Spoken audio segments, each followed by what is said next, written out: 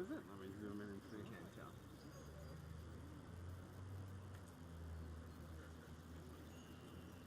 Yeah, she's riding her bike up the ramp. She's gonna take. Oh, yeah, there.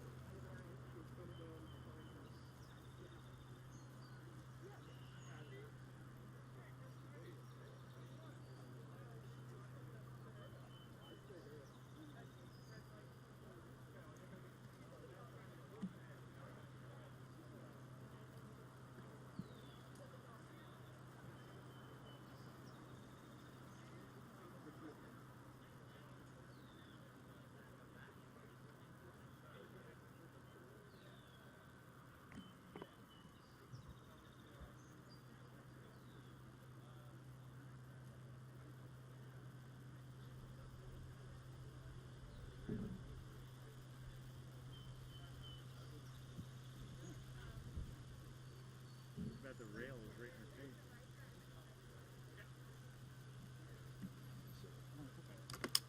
Sorry, Scotty, did I? No, I DQ? stopped. I stopped because I got nothing. Yeah, nothing too.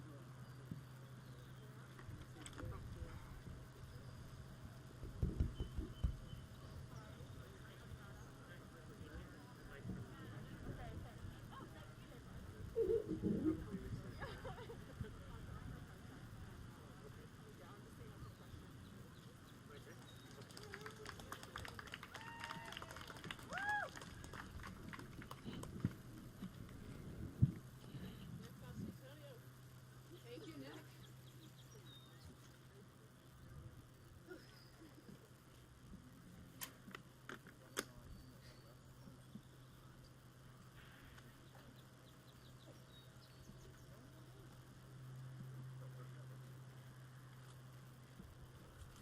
Wow, what a nice day. Thanks for showing up.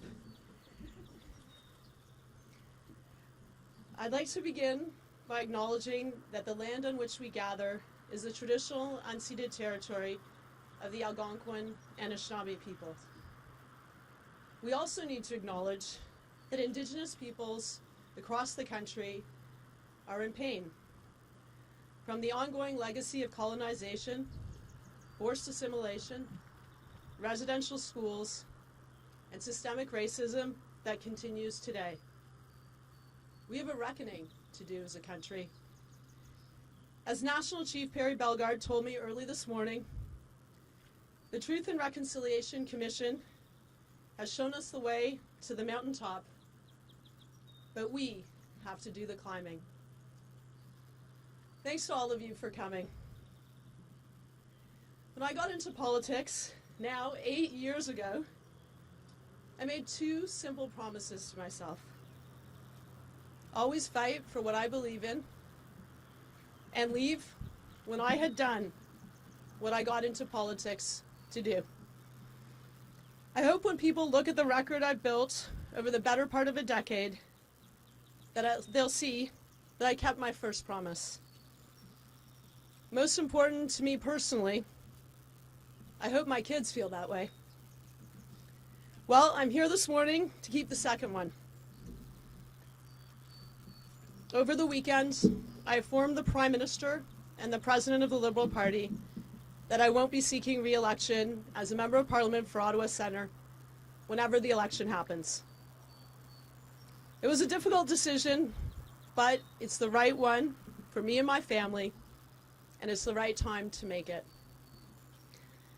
Like many Canadians, living through COVID-19 over a very long year made me step back and reflect on what matters to me most. It's quite simple. Two things: my kids and climate change. Quand je suis entrée en politique il y a 8 ans, je me suis fait deux grandes promesses. Toujours me battre pour mes convictions et ne partir quand j'aurais fait ce que j'étais entrée en politique pour accomplir. J'espère que lorsqu'on regardera ce que j'ai construit au cours de presque une décennie, on verra que j'ai rempli ma première promesse. Et ce qui compte le plus pour moi, c'est que mes enfants, eux, le pensent. Je suis ici ce matin pour garder ma seconde promesse. Au cours de la fin de semaine, j'ai informé le Premier ministre et la présidente du Parti libéral de mon intention de ne pas essayer de me faire réélire comme député d'Ottawa-Centre aux prochaines élections, quelle qu'en soit la date. Ça n'a pas été facile, mais c'est la bonne décision pour moi et pour ma famille, et je la prends au bon moment. Comme nombre de Canadiennes et de Canadiens, cette interminable année de COVID-19 m'a amené à prendre du recul et à réfléchir à ce qui m'importe par-dessus tout. Il y a deux choses: mes enfants et les changements climatiques. When I first asked the people of our community, our awesome community of Ottawa Centre, to support me, my kids were 4, 6, and 8. Now my youngest is 12. He's kind of really a teen. And my eldest is off to university in a year. I don't have many years left with them at home, and I want to spend more time with them. They're pretty awesome. And while thankfully we will get out of the pandemic, we still have a climate crisis to fight. This is a critical year for climate action in the most important decade that will decide whether we can save the only planet we have. I want to spend my working hours helping to make sure that we do. When I got into politics in 2013, I was tired of negative and divisive politics, and I wanted to do something meaningful to help solve real problems Canada faced and bring positive change. Within literally a few hours of becoming Canada's first Minister of Environment and Climate Change, I was leading a team working day and night to deliver the Paris Agreement.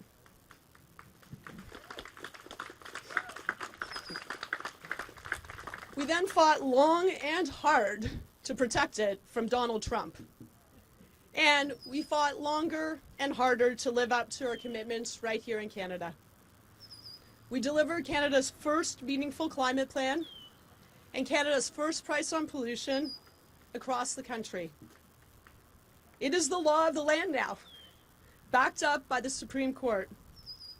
2/3 of the country voted for a candidate that supported it last election, and even former opponents have begun to accept it.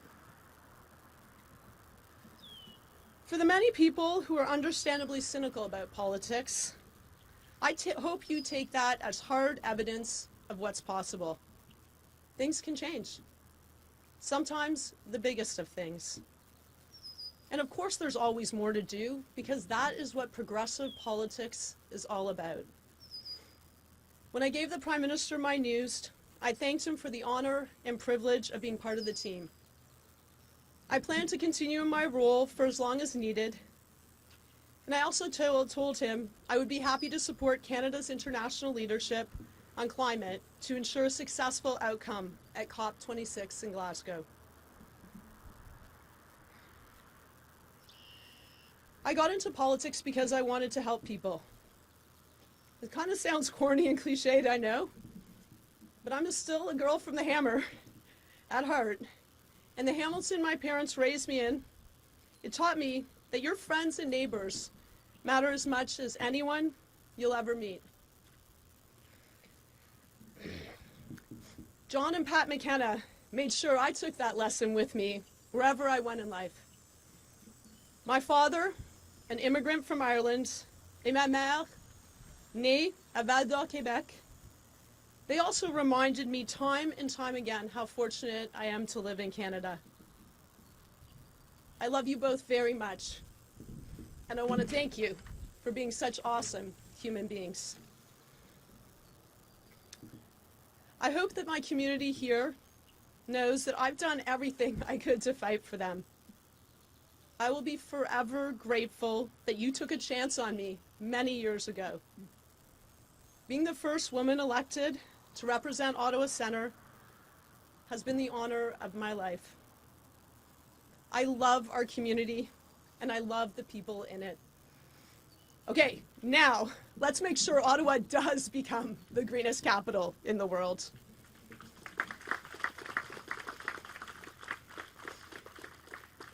I've put 100% of my heart and soul into this job every day I've done it. I feel proud of what we've accomplished and lucky to have been part of it. From important things for our community, like this great footbridge behind us, and electrifying our entire bus fleet, to essential things for our country and our planet, like leadership in the fight against climate change and building the infrastructure for the future we want. That means historic investments in public transit, in active transportation, in natural infrastructure, and it means embarking on Canada's first national infrastructure assessment. We need to make sure that every decision we make drives us to net zero emissions by 2050. As the late Gord Downie said, he was a committed environmentalist, I'll remind you. There's no dress rehearsal. This is our life. In this spirit, I want to say three things in closing. First, for all the climate change conversations I've had, in all the fancy rooms I've had them in, the most instructive classroom has been in the natural world. If I forget everything else about my life in politics, I'll always remember being out in our amazing nature with incredible Indigenous peoples who generously shared their land and their traditional knowledge with me. Camping out with the Lutzelk'e before we announced Canada's newest national park, Nene, kayaking in Tarirutupamanga with an Inuit elder, canoeing in Guayhanas while a Haida youth drummed and sang, hiking in the inspiring Torgat Mountains with Inuit leader Natan Obed as my guide. These are moments that leave a mark on a person. I'm beyond thankful to the people who have shared their knowledge and their history and wisdom with me. I will carry it forever. Même si j'oubliais tout sur ma vie en politique, je me souviendrai toujours d'avoir été dans notre merveilleuse nature avec des Autochtones qui ont si généreusement partagé leurs paysages et leur savoir traditionnel avec moi. Ce sont là des moments qui laissent des traces. Je ne pourrai jamais remercier assez ceux et celles qui ont partagé leurs connaissances, leur histoire et leur sagesse avec moi. Ces souvenirs me suivront toute ma vie. Second, I say this to my team and to the many kind people who have reached out about the political environment. And I say it especially to the young girls out there who are thinking about politics and about whether it's for them. Do it! And when you do it, don't be afraid to run like a girl. And I'll be there cheering you on.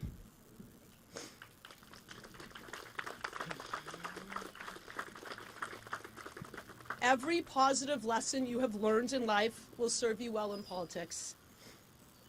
But get into politics to do something, not to be something. There's a lot to dislike about this business, but you can make a bigger difference in the lives of more people than you can anywhere else. Pour toutes les petites filles qui songent à la politique et qui se demandent si c'est fait pour elles, lancez-vous. Et lorsque vous le ferez, n'ayez pas peur de courir comme une fille. Je serai là pour vous encourager. Third, and finally, I want to thank you, the many, many people who have supported me and what we are trying to do to build a better country. In my riding, around the cabinet table, in the Liberal Party, and often across the aisle. And I want to thank the many, many public servants who work hard every single day to serve Canadians. It's been amazing working with you. Nobody really knows what it takes to get big things done until you've been part of doing them. I will never forget your support, your friendship, and wisdom. You're all the best. Je tiens à remercier le très grand nombre de personnes qui m'ont appuyé et qui ont soutenu ce que nous essayons de faire pour bâtir un pays meilleur. Dans ma circonscription, autour de la table du cabinet, au sein du Parti libéral et souvent de l'autre côté de la Chambre. Et je veux remercier les innombrables fonctionnaires qui travaillent d'arrache-pied tous les jours au service des Canadiens et des Canadiennes. Travailler avec vous a été extraordinaire. I'm sure my kids are hiding, but this one is for you. And most of all, I want to thank my kids. I love you. And I couldn't be prouder of you. You have been on this incredible journey with me every single step of the way, on good days and on tougher ones. And you have always reminded me that the decisions we make are about your future and that of your generation. And that means climate and social justice need to be reflected every single time. Thank you.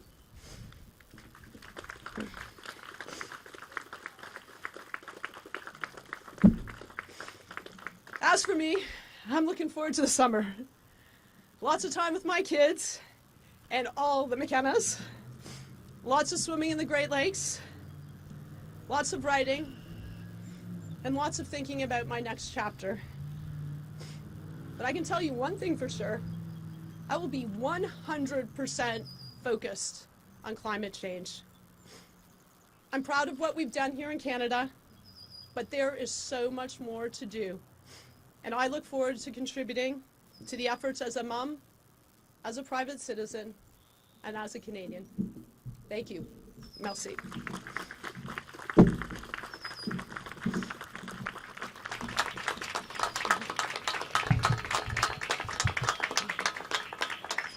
Thank you, Minister. Oh, loud. We will now pass to question period. On passe maintenant à la période de questions. As usual, one question, one follow-up. Comme d'habitude, une question puis un suivi. And the mic is located right over there. It's this one. Right in the middle. Okay, and first question, Mia, go ahead. Good morning, Mia Radson from the Canadian Press. I'm just wondering whether you're sending a message that you think it's easier to fight climate change outside this government than from within it. 100% no. I am really, really proud what we've been able to do with the Prime Minister, with our team, with Canadians. We got the first comprehensive climate plan here in Canada, and we're ratcheting it up all the time. We got a first price on pollution, and that wasn't easy. But I was so proud of Canadians. Last election, most Canadians supported a party that supported a price on pollution. As I said, is there more to do? There's always more to do. And that's why I'm a Liberal, because I do believe we can do better. But I just told you the truth. I want to spend more time with my kids. And there are other ways to tackle climate change, but I'm going to be there every step of the way with the Liberal Party, focused on ensuring that Canada does more, and also focusing on the whole world doing more, because we have one planet, and there is no time.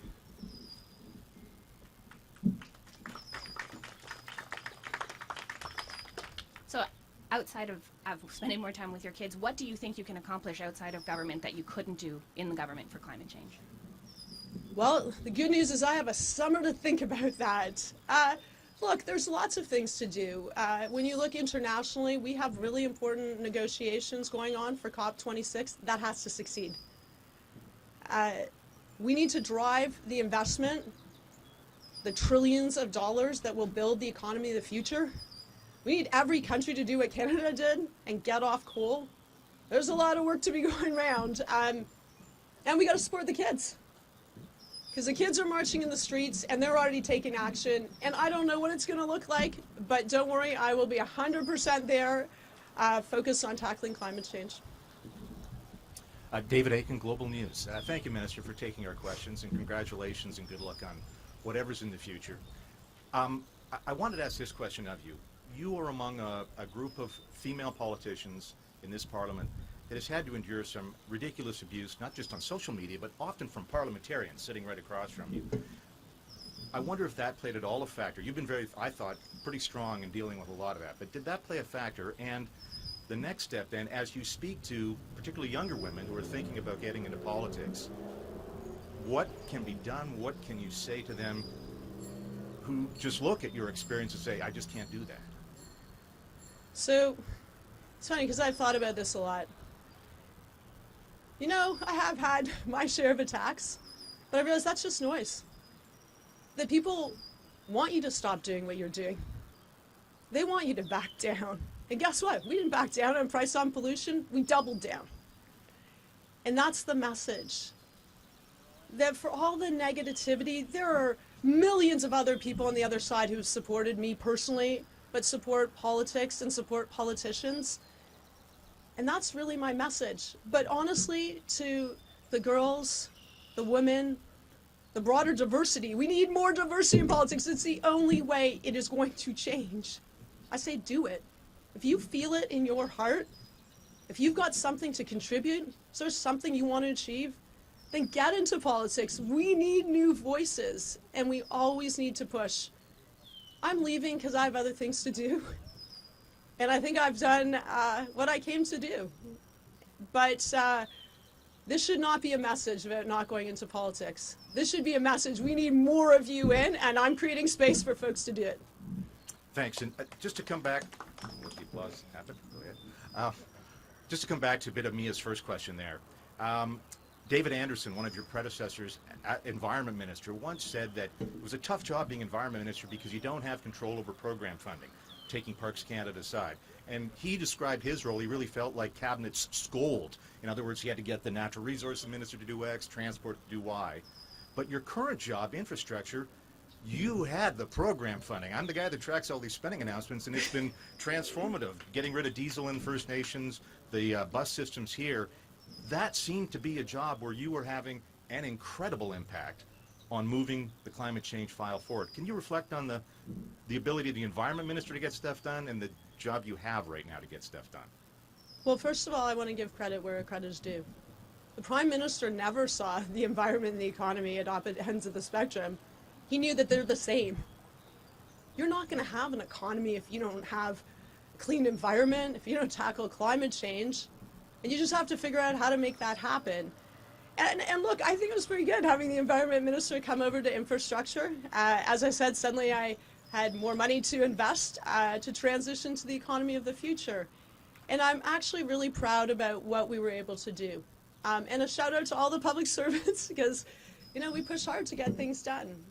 But the historic investments we're making in public transit, like I actually hope, you know, I think maybe like 20 years from now, there'll be a dad riding maybe a new, not what was once a new subway line, and his daughter will say, like, how'd this happen? And his dad will be like, well, there was that terrible pandemic. You wouldn't believe it. We were all locked down. Kids didn't go to school. People lost their jobs. But we decided that once we got out of it, we needed to build back better. And we made massive investments in things that changed our lives, but most importantly, that reduced our emissions and tackled climate change. And so look, I think I'm very fortunate. Politics is not easy, and I think I just have been so honored. And in infrastructure, the first ever natural infrastructure fund, the first ever active transportation fund, the first ever rural transit fund. We're making the investments that we need to make. I'm also doing something that's maybe a little nerdy, but we're going to embark on a national infrastructure assessment because we need to make sure every single decision we make in a very disciplined way, and I mean the country makes, has to drive us to net zero. So it's been, you know what, it's been pretty awesome, and I learned that all that matters is you reduce your emissions and you build resilience, and so that keeps you focused on outcomes. Hi, Minister Marika Welsh with the Globe and Mail. You mentioned in your opening speech that you had offered your help to the Prime Minister at the next COP meetings. Can you just elaborate what that means, what role you envision yourself having? I'm happy to help in any way. I've always said that. You know what? There's more than enough work to go around. That's really up to the Prime Minister and Minister Wilkinson, who I've worked really closely with. They've got a great team, but if there's anything I can do, I am happy to do that. And is your message to the Prime Minister right now that you would have stayed in politics had he not moved you out of environment? 100% no. My message is that I decided that I've done what I've come to do. And I really want to spend time with my kids. And I really have other ways that I think I want to tackle climate change. I was ready for a change. And infrastructure was awesome. But, you know, I think it's sometimes strange. Some people wonder, like, why would anyone leave politics? But I said I would leave when I felt I'd done what I come to do, and I really feel that. I actually feel pretty zen. I feel pretty happy. I feel pretty excited for the next chapter. And I'll always be a liberal. I'll always work to do better, but you can do that inside and you can do that outside. And I'll say that because I look at a bunch of volunteers in my team. They didn't ran for politics, but they supported me. And they made change, and they really were awesome. So there's many ways to serve, and I will continue serving just in a different way. Hi, Minister. Chris Nardi from the National Post. First question, you mentioned, you took the time I saw in your speech to emphasize some things that happened here in Ottawa, some investments that were made in Ottawa. Are you thinking at all about running in the mayor election in 2022? Jim Watson, I'm not running in the election, in the next mayoral election or ever. No. Hopefully that's definitive. That's not even possible. That was clear, thank you. And in terms, there's a lot of speculation that Mark Carney has been looking for a riding here in Ottawa to run. He's looking at yours. Was there any pressure on you to leave to create space for Mark Carney or anything that would allow him to come in and be parachuted here? No. Look, I've told you why I'm leaving. I'm leaving because I have other things to do. But on Mark Carney, I've been telling him for years he should get into politics. Mark Carney is a good friend of mine. I think he can make a big difference. The economy and climate are critically important, and they're actually intertwined. So he has a lot to add, but that's really a decision for him to make with his family. Est-ce que c'est possible de répéter en français par rapport à Mark Carney, s'il vous plaît? OK. Alors, la décision aujourd'hui, c'est la mienne. Je vais être vraiment claire. Moi, j'ai décidé que j'ai fait ce que je voulais accomplir ici et je veux prendre plus de temps avec mes enfants. Je vais faire plus de temps attaquer au changement climatique, hors de la politique. Mais sur le sujet de Mark Carney, alors moi, c'est un grand ami. Moi, j'ai toujours dit à Mark Carney, ça fait des ans qu'il devrait entrer dans la politique. Il a beaucoup à contribuer. Il connaît l'économie comme personne d'autre et il connaît les changements climatiques et c'est vraiment la même chose. Mais vraiment, c'est une décision pour lui à faire avec sa famille. Good morning, Minister Rafi Buchanan, CBC News. By the time you switched from environment to infrastructure in 2019, you had already laid a lot of the groundwork for the climate change plan, and you had also already dealt with a lot of the hateful and misogynistic stuff that my colleague David Aiken was referring to. Can you reflect on what kind of support you think you got from the government in doing your work and what kind of credit you got for it as well? I didn't get into politics to get credit. I got into politics to do something. But look, I got lots of credit. And the thing that I value the most is we actually did something. In terms of, the hate and the attacks, we'll say one other thing. I will do everything to fight that. Why? I'm gone. But I want girls. I want members of the Indigenous community, Indigenous peoples, Black Canadians. I want new immigrants. I want members of the LGBTQ2+ community to feel safe in politics. And we heard that that's not always the case. So I think it's incumbent on someone like me, because I kind of don't care anymore, I will fight that. Because we need good people in politics. Politics matters. And and once again to the girls out there, go run like a girl. Do it on your own terms. You can do that, and I honestly will be cheering and supporting you all the way. So it almost seems like you think you have more freedom to fight that now than you did when you were in government. Why is that? Oh, I think I called it out in government too. I just didn't make it an everyday thing. Maybe I have more time. Look, I called it out when I thought it was appropriate to call it out, and I think actually I did learn one lesson. I waited a long time because it kind of bugged me. And I think David Aiken was there when it happened. And I just decided that it wasn't okay, and I decided to say so. And what really was amazing is the outpouring from Canadians, because they got recognized. It's not okay. It's not okay to belittle or bully or do personal attacks. Canadians don't want that. And so let's keep it that way, because we saw what that can look like. And it happens here too. We've seen Islamophobia. We've seen anti-Semitism. We've seen racism against Indigenous peoples and beyond. We're better than that. And that's something we're fighting for, that's for sure.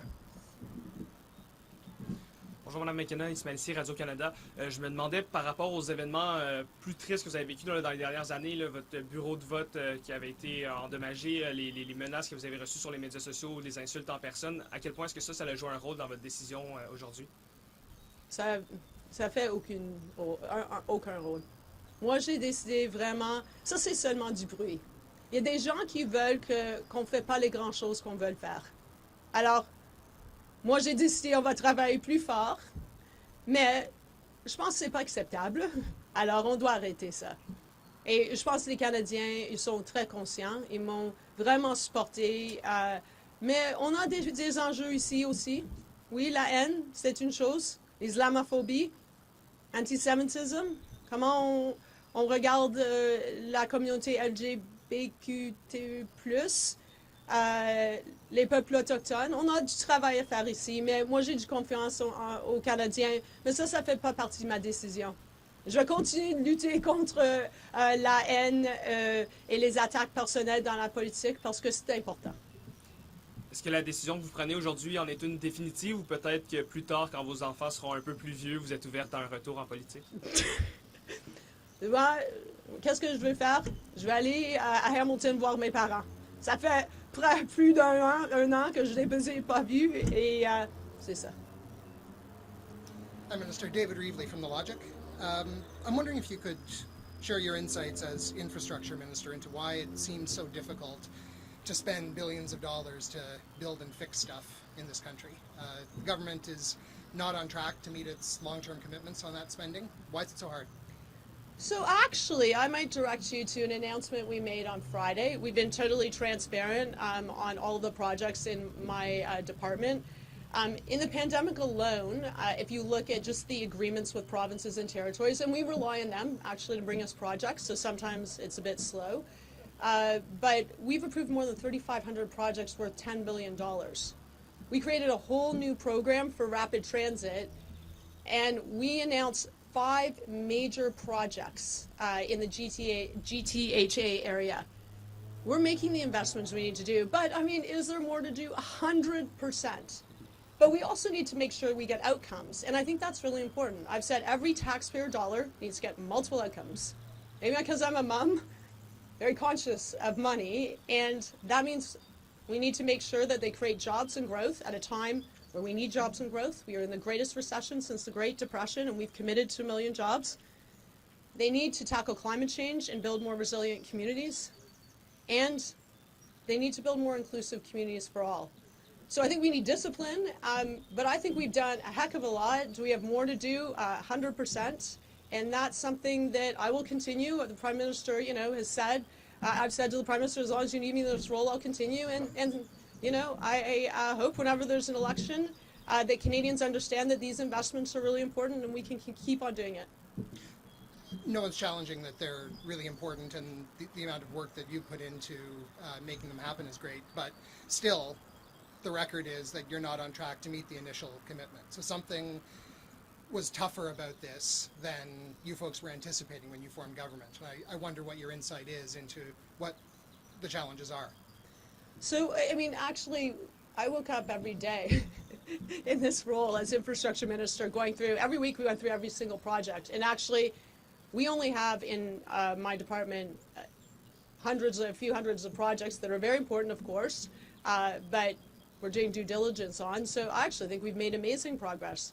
And the Prime Minister announced, the Finance Minister announced more investments in the budget. So we're moving forward on that. I just announced our new first natural infrastructure fund, and a significant amount of money is going to go to the Toronto Ravine strategy. So my focus is to get things done. I think we've got a great track record, and we've got more work to do, and we're going to continue doing that because these investments matter.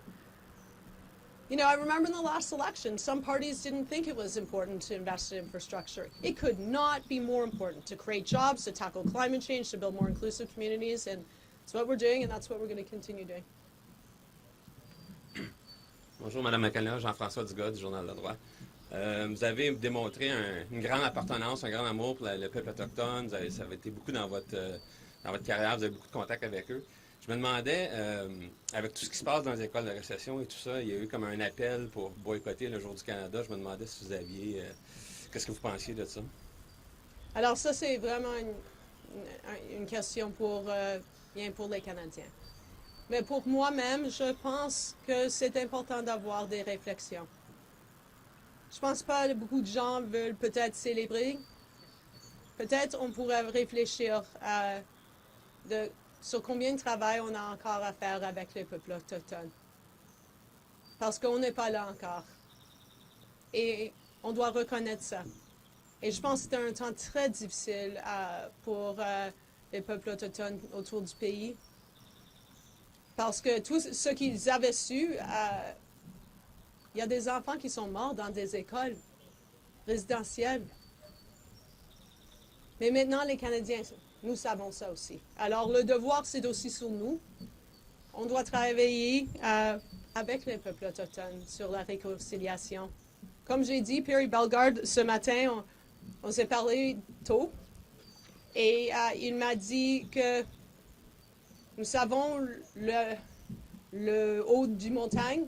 Maintenant, c'est à nous. Et à nous, ça veut dire tous les Canadiens, d'y grimper. Dernière question un peu plus positive. Qu'est-ce que votre plus beau souvenir ou votre plus grande réalisation, qu'est-ce que vous êtes plus fier lors de vos états au gouvernement? Alors, je pense que c'est derrière moi. Quand j'ai frappé aux portes, j'ai fait ça pour longtemps, vraiment, avec mon équipe. Plus de 100 000 portes pendant plus d'1 an. Il y avait beaucoup de gens qui m'ont dit, on aimerait avoir le pont ici. Et j'ai dit, OK. J'ai fait une promesse. On ne fait pas toujours des promesses dans le politique, promesses locaux, mais j'ai dit, on va faire ça.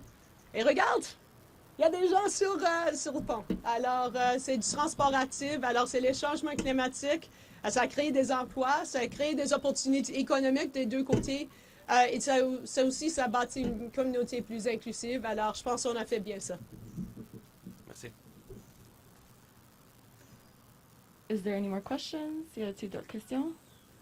Okay, sinon, that ends the press conference. Ça finit la conférence de presse. And thank you to my awesome team and volunteers that are here or online. You guys are the best. You're the best.